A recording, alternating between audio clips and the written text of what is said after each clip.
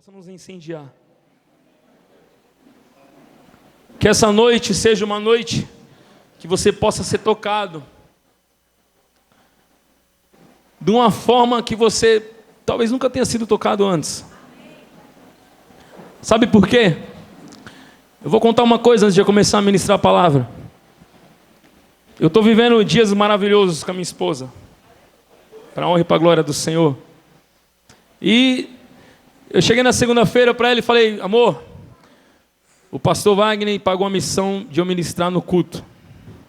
Instantaneamente, ela já me deu o tema da palavra. Foi, mas assim, eu não tenho a palavra ainda. Ela falou assim: eu estou te dando um tema, agora você vai montar a palavra. Eu falei: amém, amor. Eu estou vivendo no amor, gente. Amém, amor. Que assim seja. Amém, amor? E eu estava montando. Ontem eu cheguei mais cedo do serviço e eu fui e falei: Senhor, eu já tenho o tema. Agora eu preciso que o Senhor ministre sobre mim. Irmãos, eu vou contar uma coisa para vocês. Na verdade, o que eu vou compartilhar vai ser um devocional, porque a palavra foi para mim. Eu fiquei pensando depois: será que ela falou essa palavra de propósito ou será que foi o Espírito Santo? Mas depois eu vi que foi o Espírito Santo. Sabe por quê? Antes de eu compartilhar ela com você, o Espírito Santo já me fez assim em mim, ó. E aí ele esmagou e falou assim: agora vai sobrar só o que eu quero. É isso. Como nós somos, me perdoa pela expressão da palavra, como nós somos sujos. Talvez essa seja a palavra que você consiga entender de uma forma mais clara. Mas no decorrer da palavra você vai entender o porquê eu estou dizendo isso. Quando ela lançou para mim o tema, o Espírito Santo me massacrou. E eu estava no quarto, minha filha estava andando de patins dentro de casa, e tem uma hora que ela esbarrou na porta, ela olhou, e ela correu assim do lado da cama e falou: pai, por que você está chorando? Eu falei: deixa eu chorar, filha. Eu estava falando com o Espírito Santo. E eu acho que ela achou que devia ter acontecido alguma coisa. Eu falei: filha, um dia você vai chorar do jeito que eu estou chorando aqui. Esse choro é de dor. Eu estava sentindo dor, o Espírito Santo estava ministrando, estava doendo. Mas é um choro de dor, onde eu sei que logo após a dor virá a cura.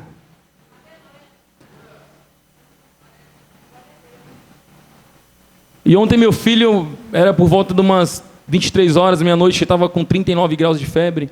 E ela me chamou e falou assim: amor, nós vamos precisar levar o Isaac no médico, ele não está bem.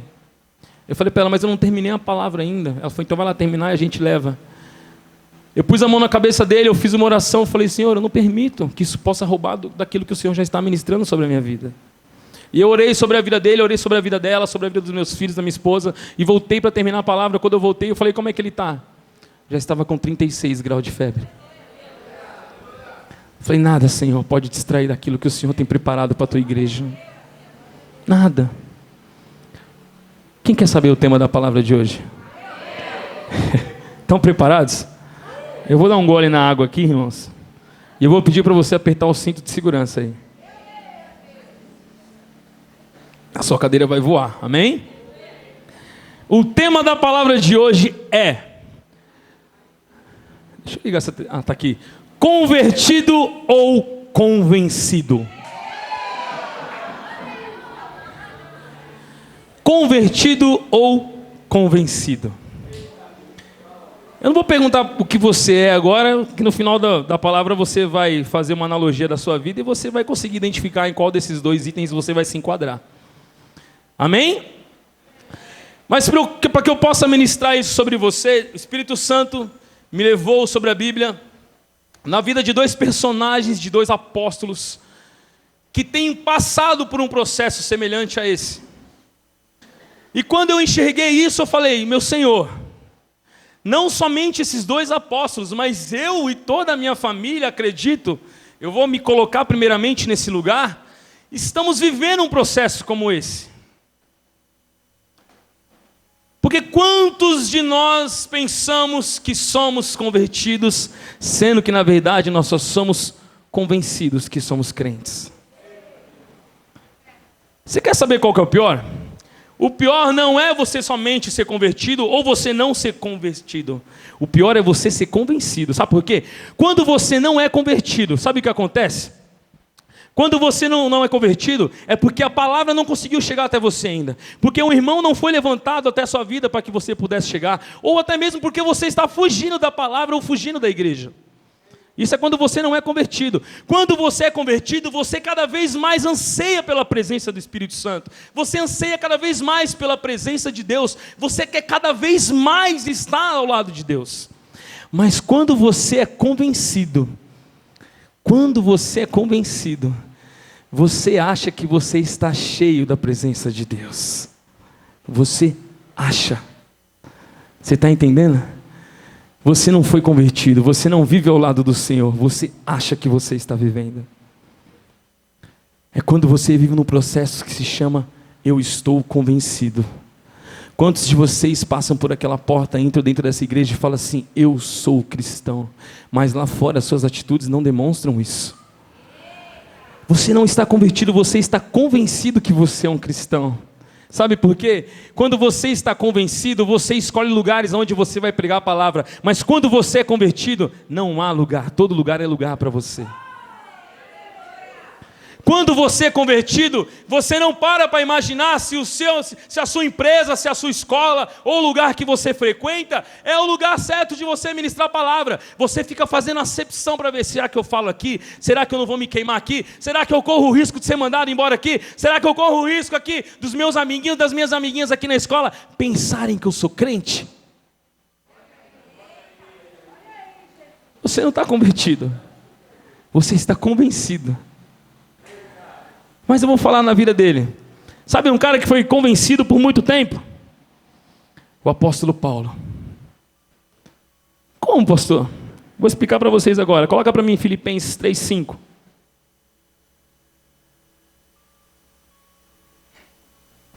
Olha o que a palavra diz.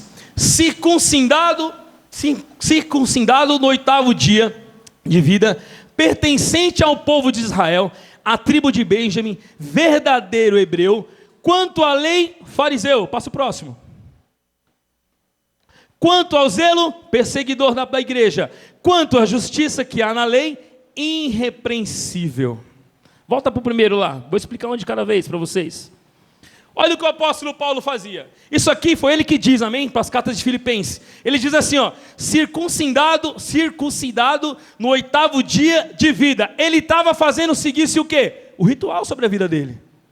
Eu fui circuncidado no 8º dia, como a lei pede que seja feito. Quem está entendendo?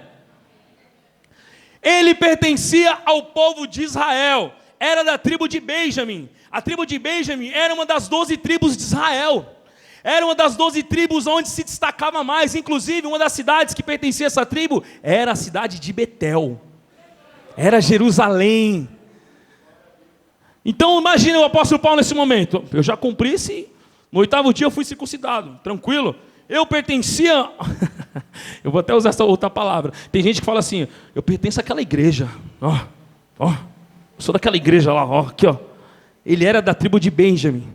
Ele enchia para falar assim, eu era de uma das 12 tribos de Israel.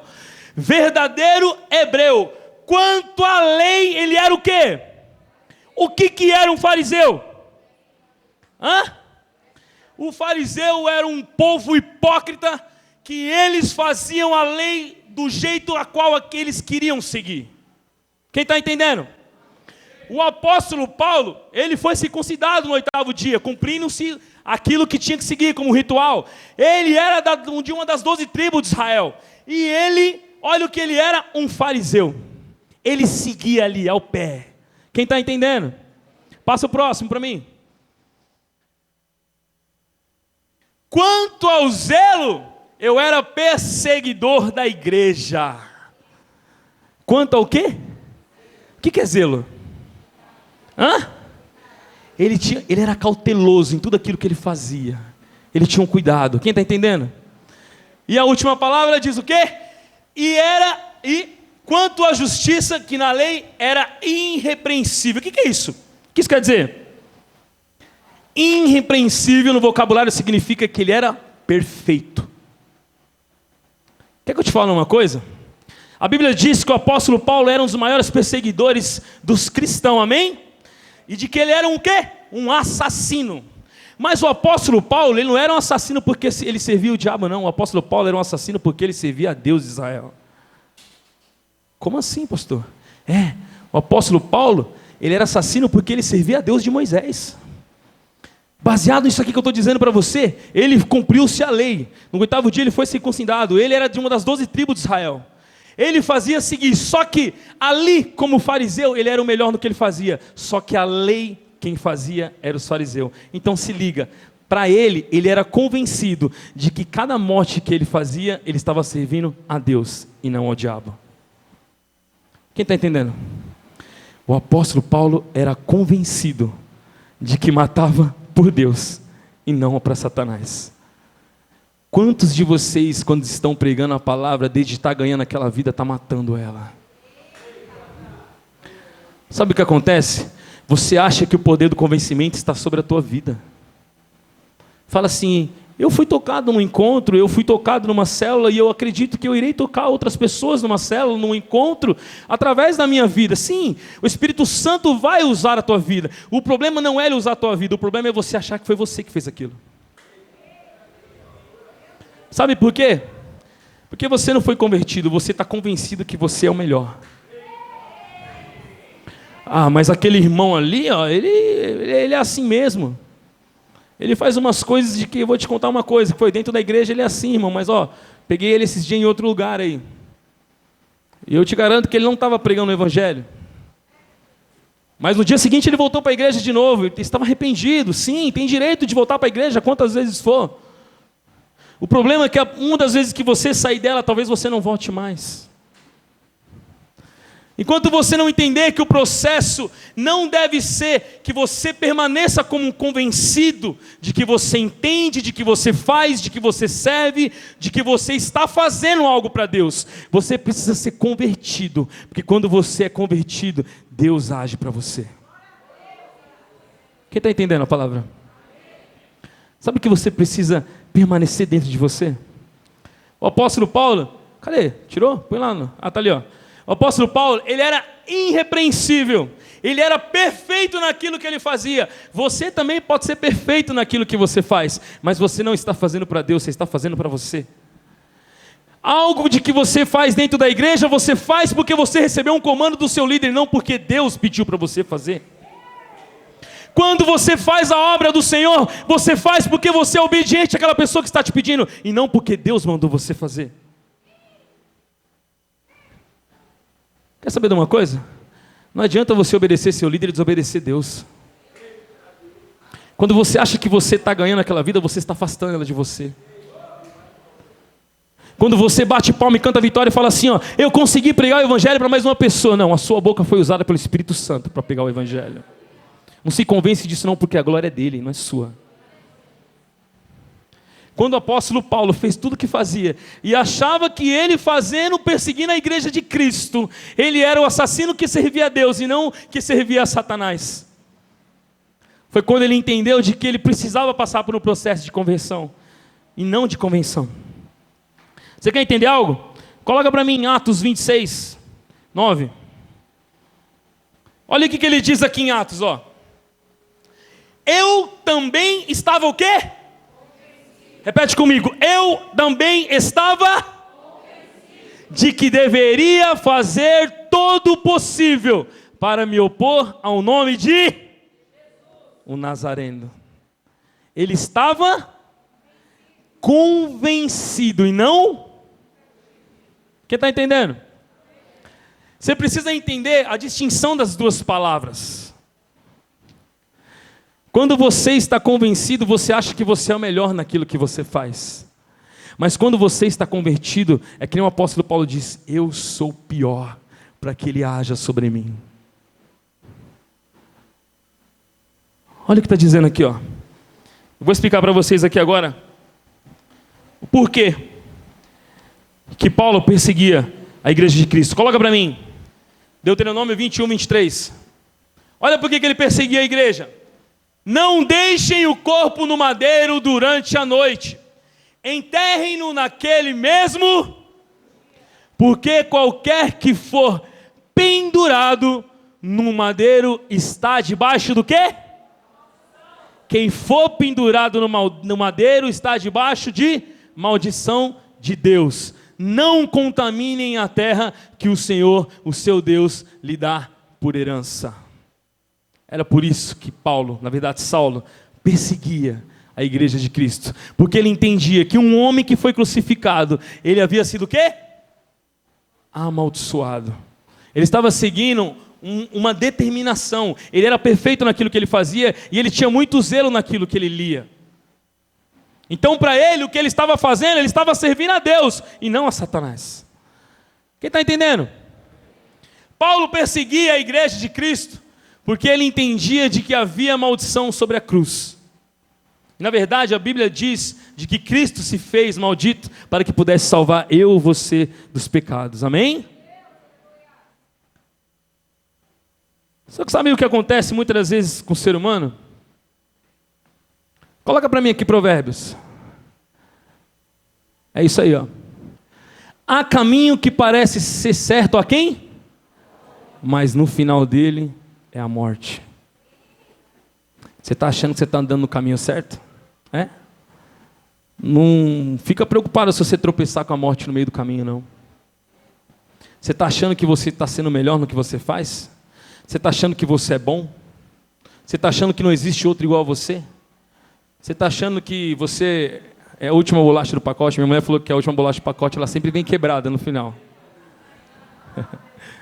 Você está achando de que você não existe outro que possa fazer igual você faz? Você está achando que toda vez que você levanta a mão e diz assim, ó, eis-me aqui, não é para servir a Deus, e sim porque você é melhor naquilo que você está fazendo? Sabe o que acontece quando você se acha melhor em tudo aquilo que você faz? Deus sai de cena porque você quer agir sozinho. Você está convencido que você é o melhor, então para que Deus vai agir? Deus não precisa do melhor, Ele precisa do mais sedento. Deus ele precisa do coração mais disponível, Deus precisa do coração mais aquebrantado e não daquele que acha que sabe fazer as coisas sozinho. Ah, mas é porque é o meu ministério, eu não entrei dentro da igreja para ficar esquentando o banco, eu preciso estar no ministério de louvor, eu preciso estar na intercessão, na portaria, na multimídia, eu sou bom no que eu faço. É por isso que você não está lá ainda. Não adianta você ser bom e você não ter Jesus com você. Você só não assumiu o ministério ainda porque você é bom no que você faz.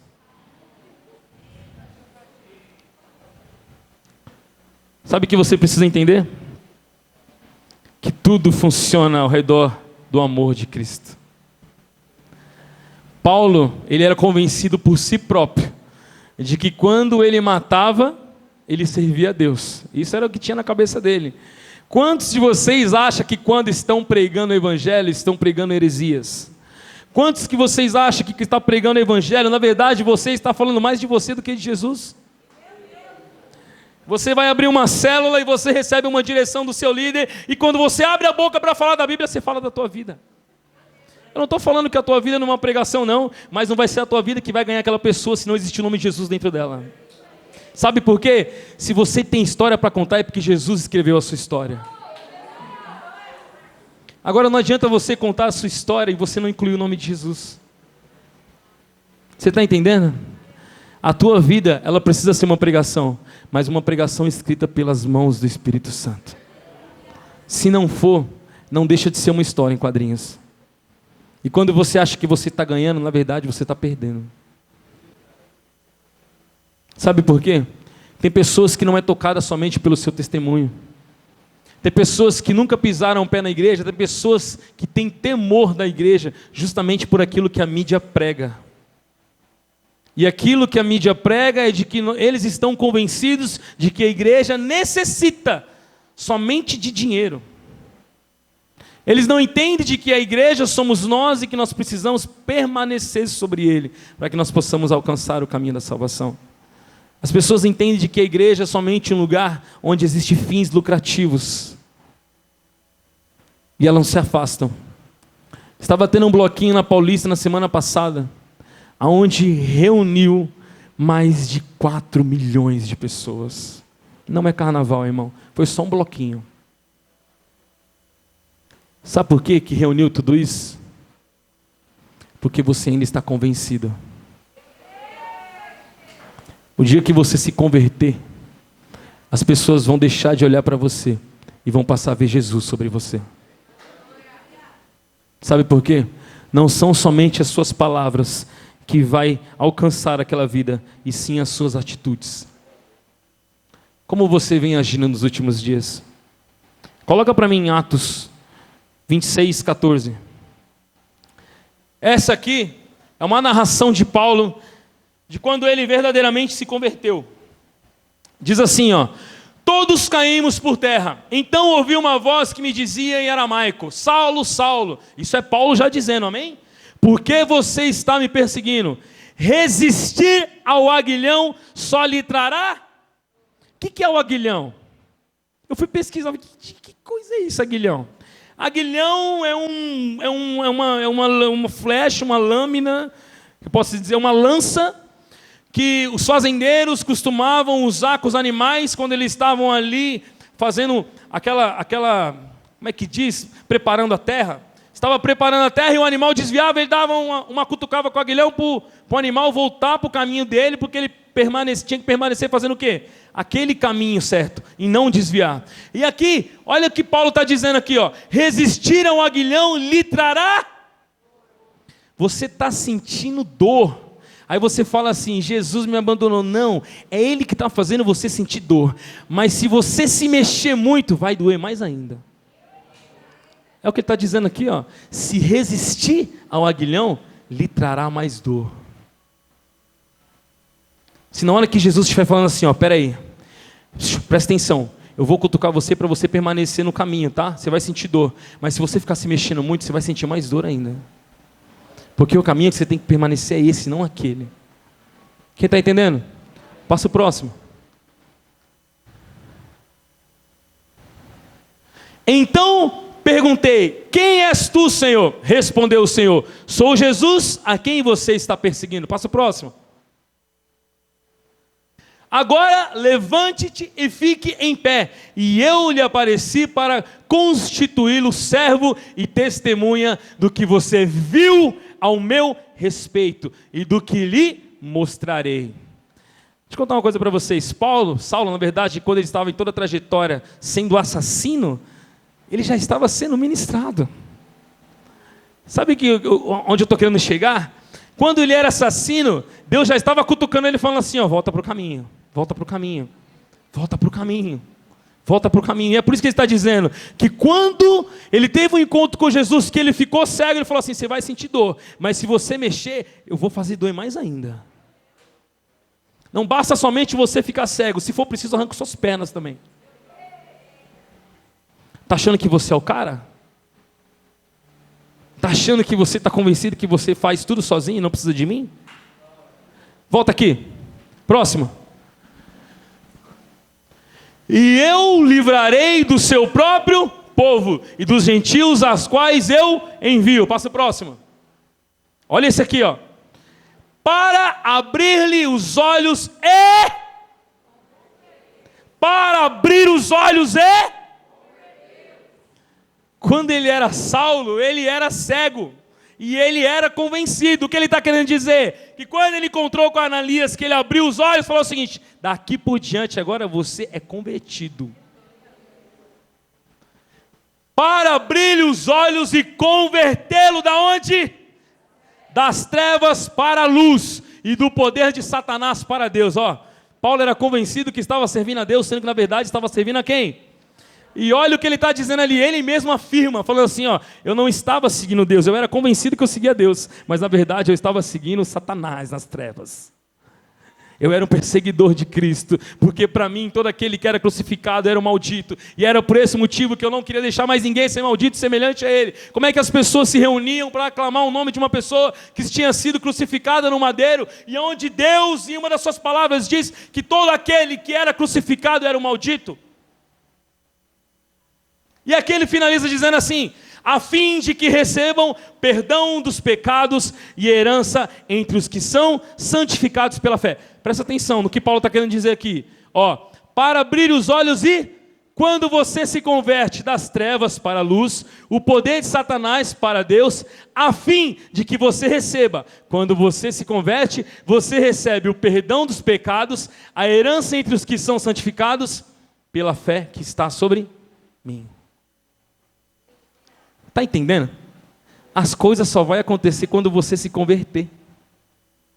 Tem pessoas que vêm buscar a igreja, que vêm convencido que vai receber um milagre.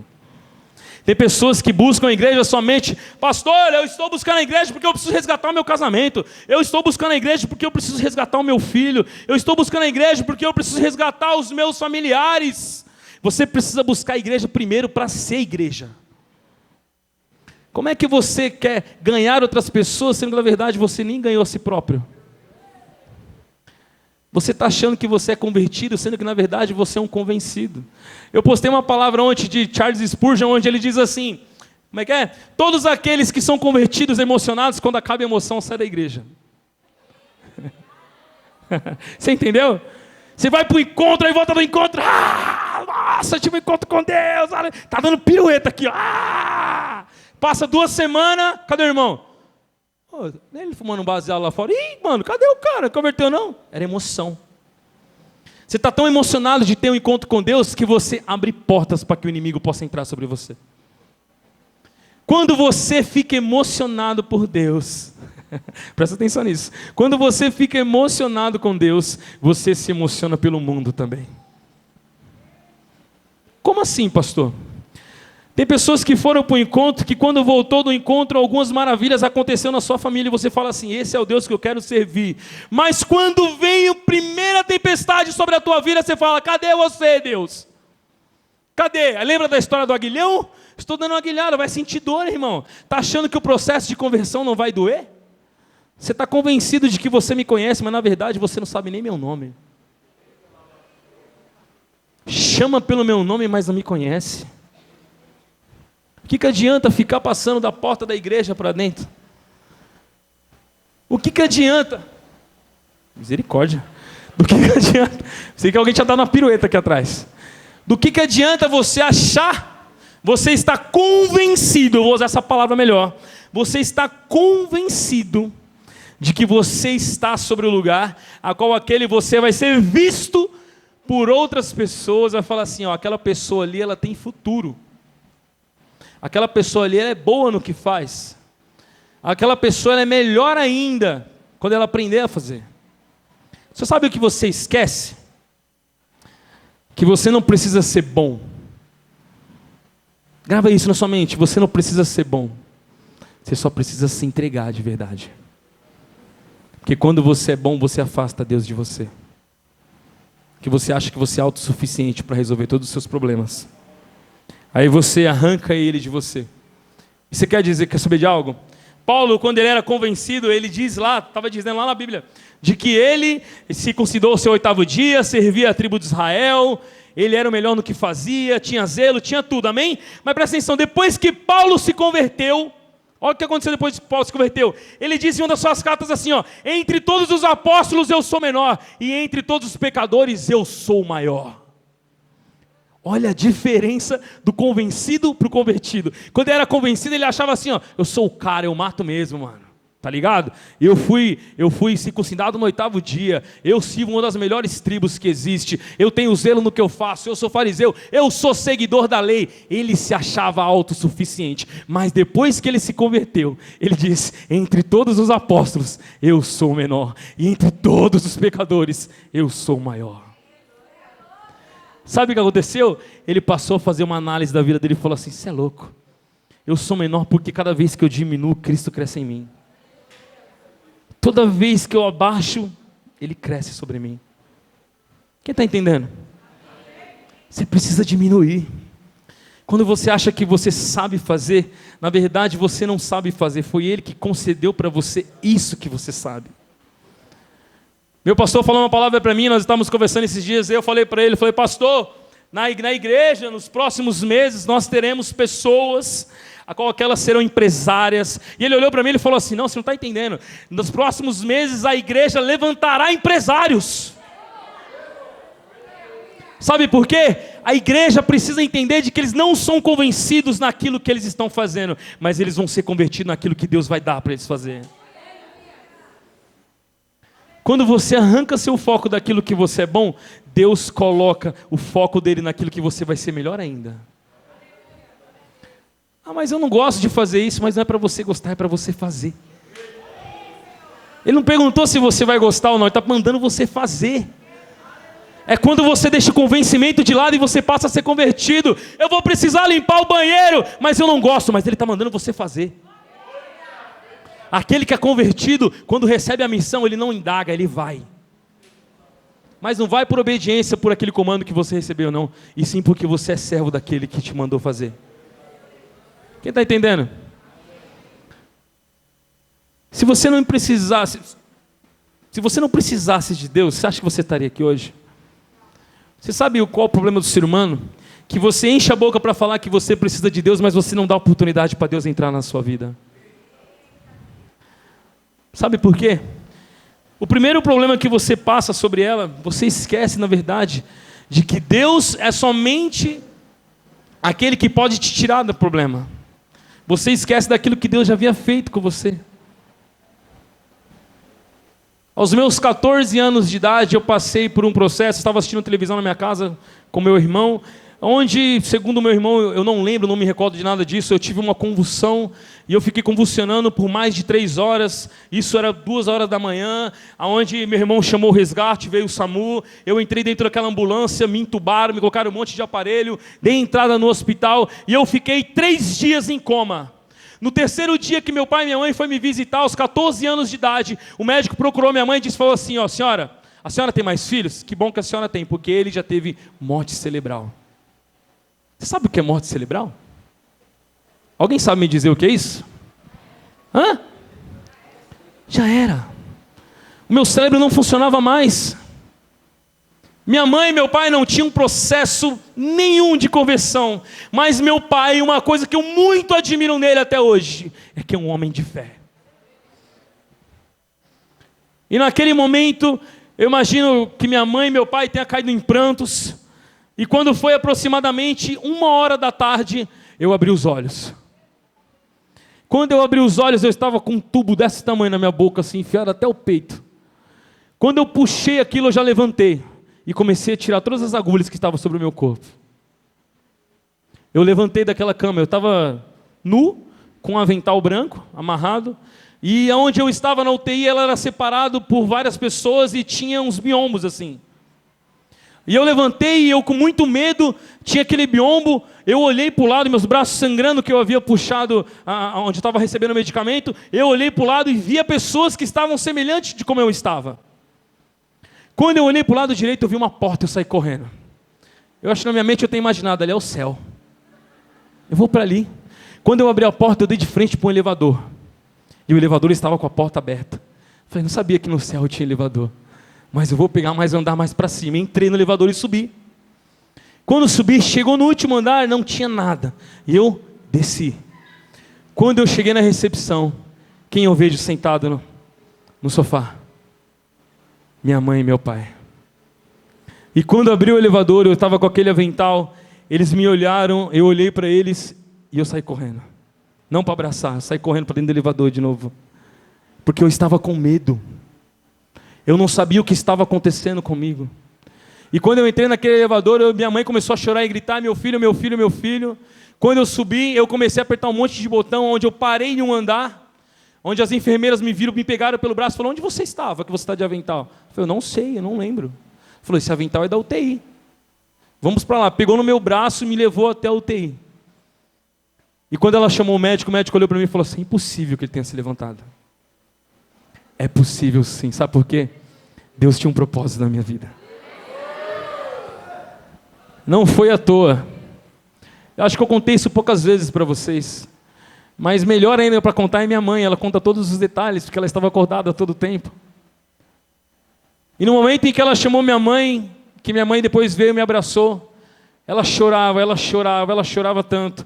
E ao mesmo tempo que ela chorava, ela estava fazendo ligação para todos os familiares, avisando de que aquele homem que aquele menino que estava morto havia voltado à vida. Eu sou meio doido de lá para cá. Deve ter afetado alguma coisa na cabeça. Não tanto igual ao do Rodrigo, mas afetou alguma coisa. Mas eu creio que até nisso Deus tem um propósito. Quem entende isso? O processo de conversão nós precisamos entender. Quando nós somos convertidos, nós entendemos que nós não somos os melhores naquilo que nós fazemos. Quando nós somos convertidos, nós tiramos de nós o direito de julgar. Quem está entendendo? Sabe por que quando nós somos convertidos nós tiramos o direito de julgar? Porque nós fazemos semelhantes ou pior aquilo que eu estou falando que você faz. Quem está entendendo? Quando nós passamos por um processo de conversão, nós vivemos algo chamado metanoia. É uma mudança de mente. A nossa mente muda. Os nossos passos, o nosso jeito de agir, tudo muda. Mas como assim tudo muda? Porque o processo da conversão faz com que nós nos aproximamos cada vez mais de Deus e nos afastamos cada vez mais das coisas do mundo. Quem está entendendo? Falei para vocês sobre a vida de apóstolo Paulo. Agora, para finalizar rapidinho, vou falar sobre o apóstolo Pedro. Alguém conhece esse cara aí? Coloca para mim Lucas 22, 31, rapidinho, para finalizar. Nossa, eu estou um hominho, ó. Amém? Diz assim, ó: Simão, Simão, ou Pedro, Pedro, Satanás pediu você para peneirá-lo como o quê? Passa o próximo. Mas, olha o que ele está falando. Mas eu orei por quem? Por você, para que a sua não desfaleça. E quando você se o quê? Quando você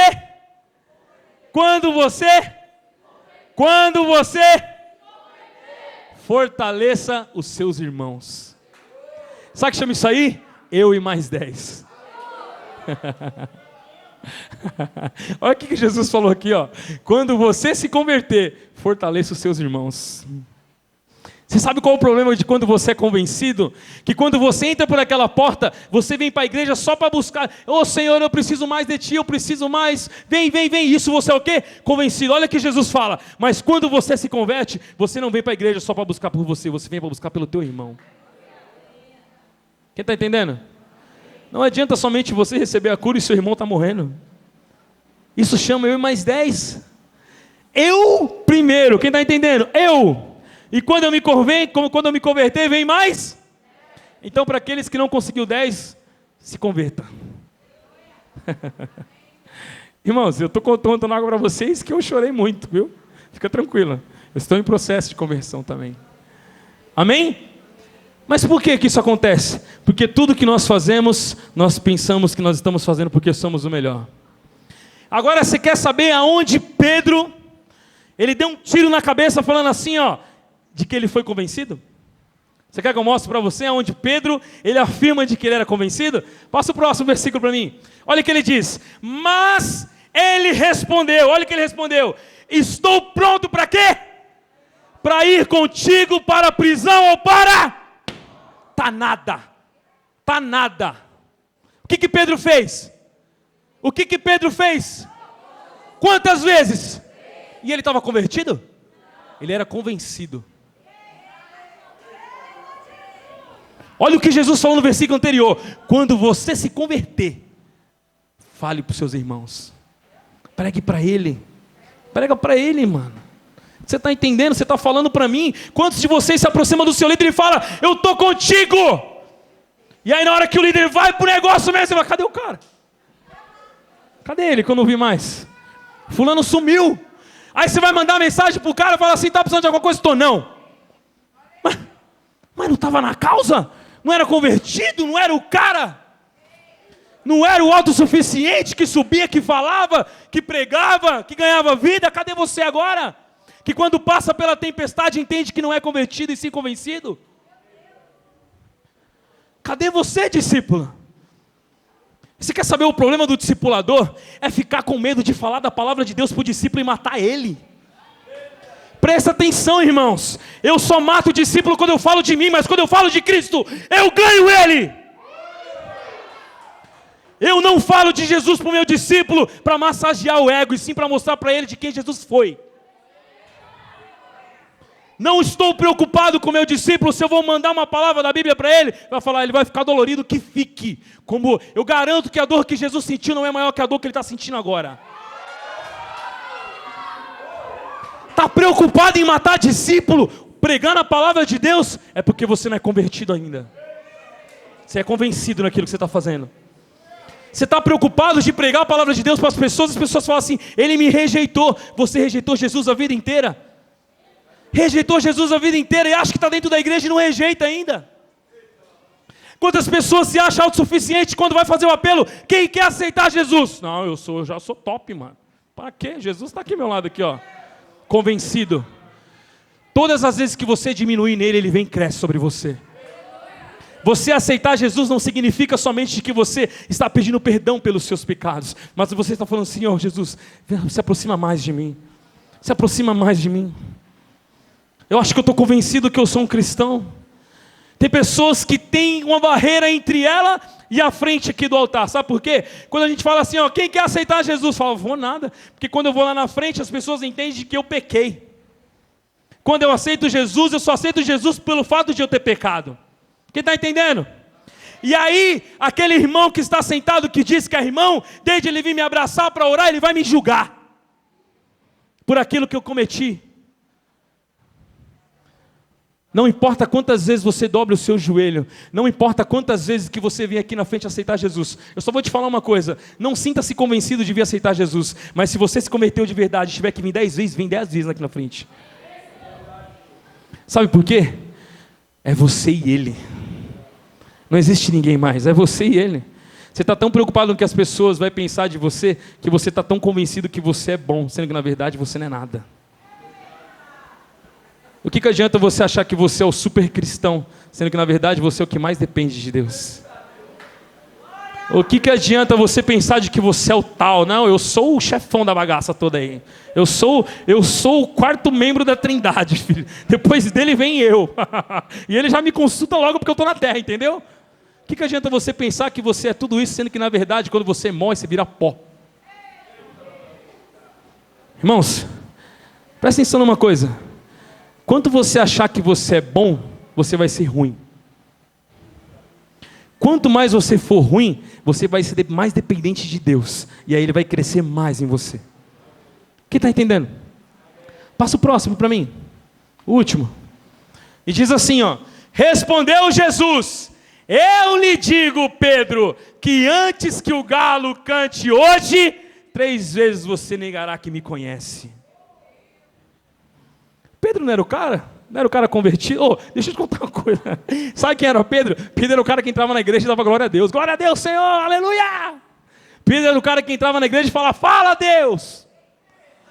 Pedro foi o cara onde Jesus apareceu e falou assim, ó, vem aqui, ó. Ele andou sobre as águas.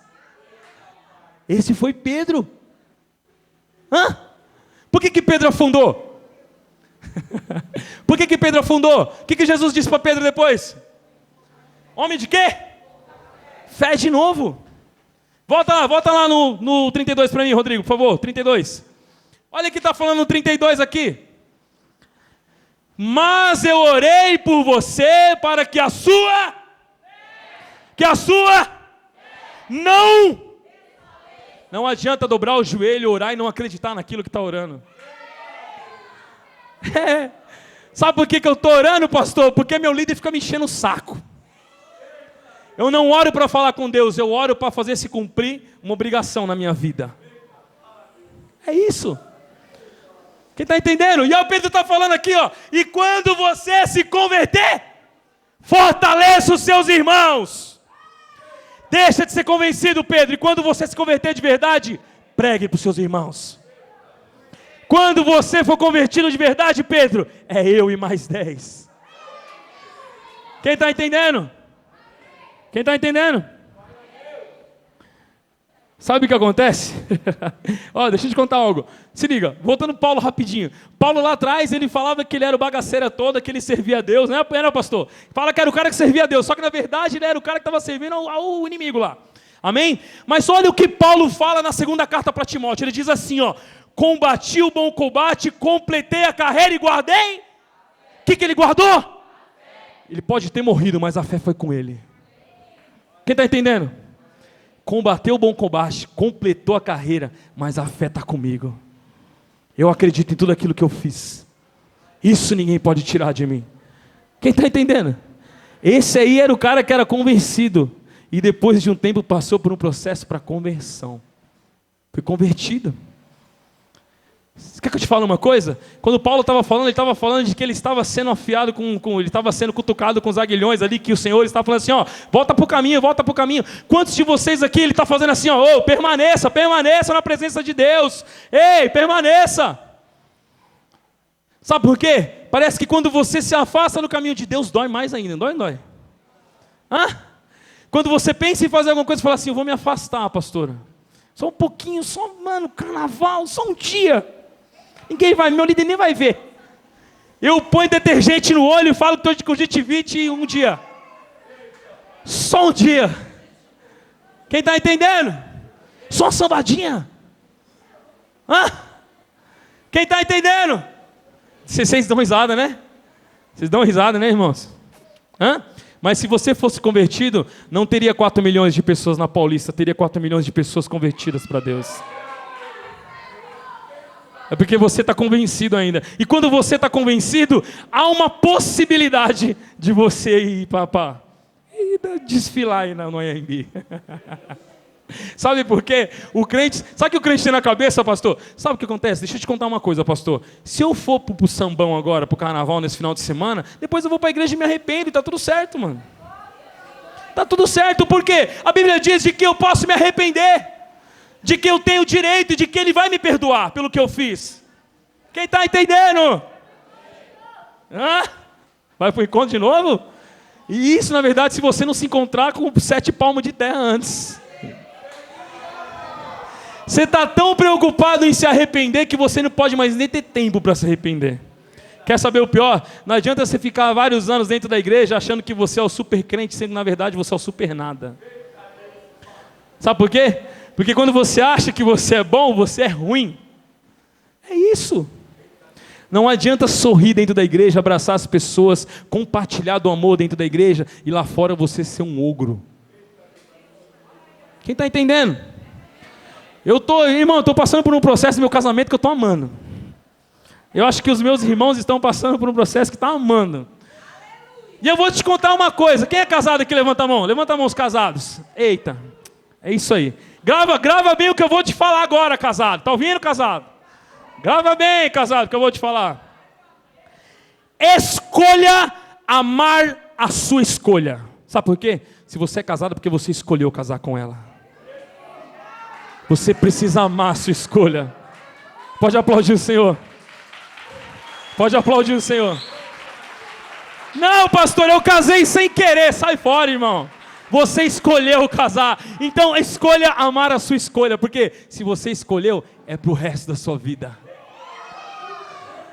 Não é para quando chegar no 10º ano, você olhar para ela com a camisa do PT e falar assim, misericórdia, Senhor. É o Maluf mesmo na camisa dela, pai? É isso que eu estou vendo? Quem está entendendo? Aí eu vou falar para você, escolha amar a sua escolha, mesmo com a camisa do Maluf ou com quem que tiver que seja. Quem está entendendo aí? Quem está entendendo? Presta atenção. Tudo baseia-se mediante a nossa fé. Olha o que o apóstolo Paulo... Tirou de novo. Olha o que... Põe lá Pedro, põe Pedro primeiro. 32. Olha, presta atenção. Jesus havia falado o que para Pedro? Ó, mas eu fiz o quê? Jesus, não, volta antes. 31. Diz assim o 31, ó. Sim, é Pedro, Simão, Satanás, o que Satanás fez? Pediu. Satanás não manda em nada, filho. Olha o que ele fez. Pediu. Vocês para peneirá-los. Como? O que é peneirar como um trigo? Satanás pediu para colocar você numa peneira e começar a fazer o quê? E quando você começa a peneirar aquilo, que começa a cair? Hã? Que começa a cair? E no pó está o que ali? Quando eu estou peneirando com uma areia, eu vou pegar uma areia, vou peneirar uma areia, eu não quero o que está em cima da onde? Eu só quero o quê? Só que isso aqui é o processo da areia, amém? O seu processo de peneirar vai doer um pouco mais. Sabe por quê? Você tem tanto pecado que você não vai passar no buraco da peneira. Quem está entendendo? Você acha que você é tão bom que quando você se deita naquela peneira, você põe a mão na cabeça assim e fala assim, eu não passo por aí. Eu sou o quarto membro da Trindade. Simão, Simão, Satanás pediu você para peneirá-lo como trigo. Até aí vocês entenderam? Vai ser massacrado na mão de Satanás. Quem está entendendo? Passa o próximo. Mas olha o que ele fala. Mas eu orei por quem? Olha quem orou, gente. Quem orou? Quem está falando isso aí? Por que Jesus orou? Mas eu orei para que a sua fé, presta atenção. Jesus não orou para que Pedro saísse fora da peneira. Jesus orou para quê? Para que a sua fé não desfaleça quando você estiver passando pela peneira. Quem está entendendo? Mas era Jesus, ele podia falar assim, ei Satanás, para, chega, é meu discípulo. Esse é um apóstolo, é um 12, esse é um 12. Esse é um 12 que senta na igreja e fala, aleluia, glória a Deus. É aquele que quando começa o louvor, ele começa aqui assim, ó, já vem assim já. Ó. Quem está entendendo? É Pedro, esse é Pedro, é o cara que andava sobre as águas lá, ó. É o cara que estava do lado de Jesus ali e falou assim, eu estou contigo, Jesus. Não importa onde você quer que você vá, se você morrer, eu estou com você. Quem era esse? Pedro, era convencido. E olha, quando Satanás foi lançar ele na peneira, olha, se liga só aqui, Jesus. Ele orou pelo Pedro, mas não para que tirasse Pedro da peneira, e sim para quê? Para que a fé dele não desfalecesse.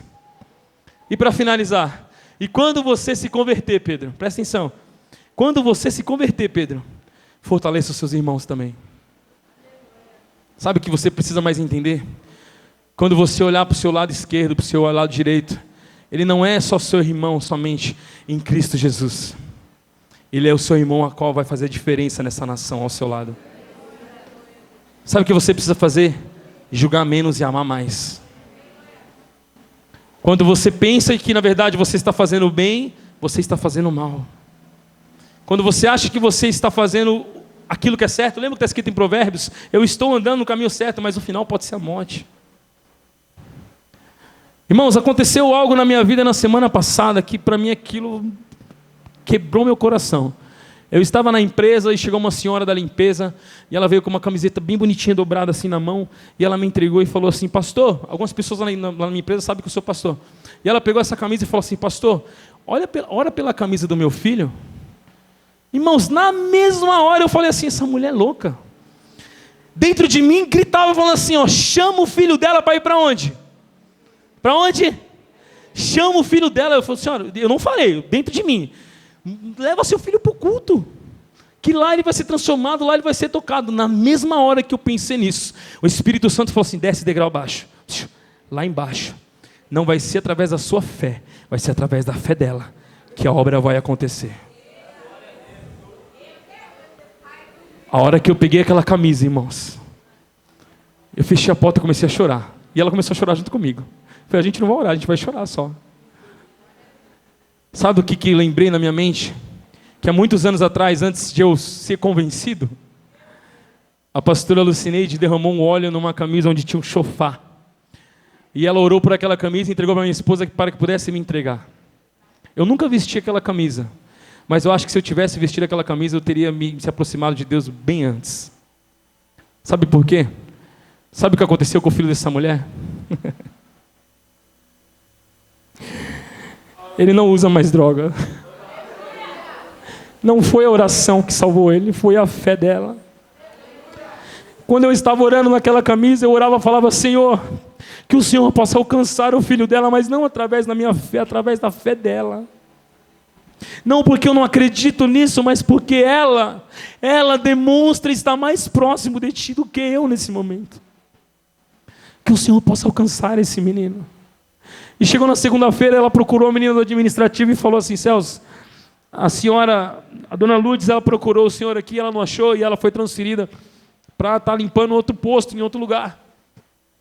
E ela falou que um dia ela vai ter oportunidade de ver você ainda, mas ela mandou te dar um recado, de que o filho dela vai fazer 4 dias que não usa droga. Eu falei: mas esse recado não é para mim. Talvez no momento em que eu estava com aquela camisa orando, eu falava assim: Senhor, não é eu. Não é mediante a minha fé, Senhor, é a dela. Ela está acreditando de que isso pode acontecer. Sabe o que falta na gente? É a gente deixar de que a gente é convencido, porque dentro de mim eu tinha assim: eu vou chamar ele para ir para a igreja, ele vai para aquele culto, ele vai ser transformado, ele vai ouvir a palavra e Deus vai tocar sobre ele. Eu estava convencido que o processo só ia acontecer quando ele viesse para a igreja, sendo que na verdade o Espírito Santo falou assim: não, desce, é através da fé dela que eu vou curar o seu filho. Para que o seu familiar, o seu filho possa ser curado, ele não precisa vir na igreja. Você só precisa acreditar que você é convertido. Deixa a convenção de lado. Você não é convencido não, irmãos. Tudo acontece mediante a sua fé. Presta atenção que existe uma diferença entre fé e quando você é convencido. Quando você é convencido, você acha que você pode, de que você deve, de que você consegue. Tudo acontece em torno de você, tudo é em torno de você. Como é que Deus entra sobre a tua vida, sendo que na verdade você está usando somente você para fazer tudo isso? Mas quando você é convertido, você sai de dentro desse círculo e você levanta e fala: Senhor, nada é por mim, tudo é por você. Toda honra e toda glória é por ti, Senhor. Feche seus olhos onde você está sentado. Vou chamar o ministério de louvor para subir.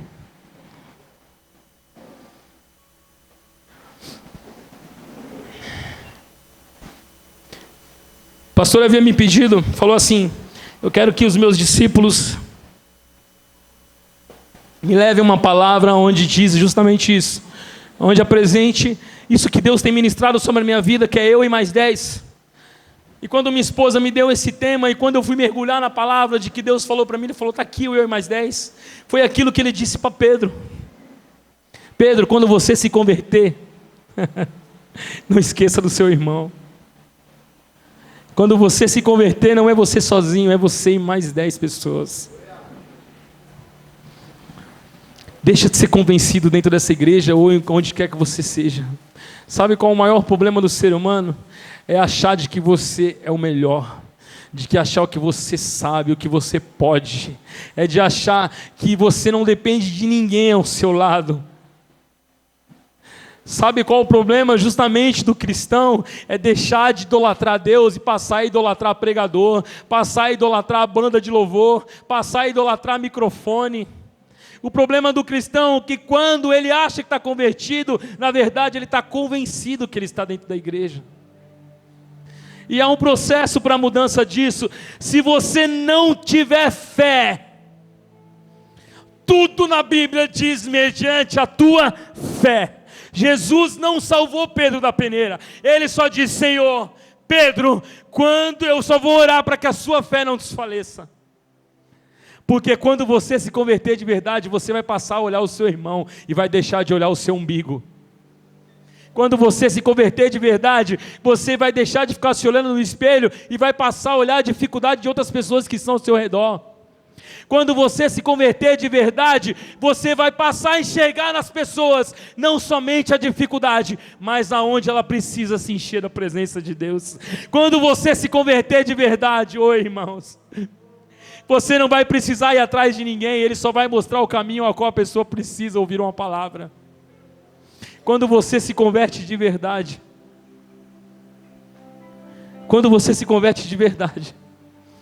as coisas não passam a acontecer somente na vida do seu irmão, mas ela passa a acontecer na sua vida.